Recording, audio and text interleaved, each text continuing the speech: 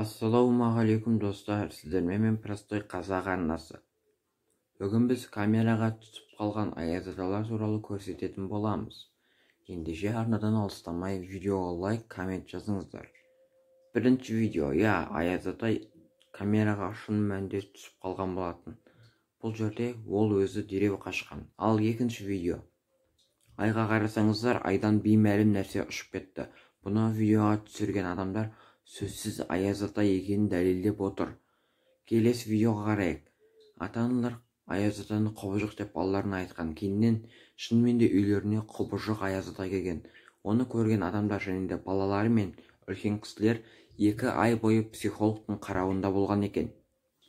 Өте қорқынышты қарап отыратын болсаңыздар, бұл кішкентай баланың психикасына ерекше әсер етеді. Келесі.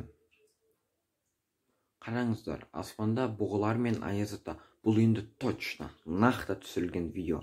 Бұғылар мен аяз ата. Бұл деген аяз атаны бар деп көрсетпекші. Құрметті достар, өз басым, жасым 13-те. Сол үшін де аяз атаға сенбеймін. Бірақ 12 жасқа дейін мен аяз атаға сеніп келдім. Бірақ ол менің сыйлықтарымды әкеп бермеді. Сол үшін де мен оған сенбеймін. Көп рахмет, көрермендер.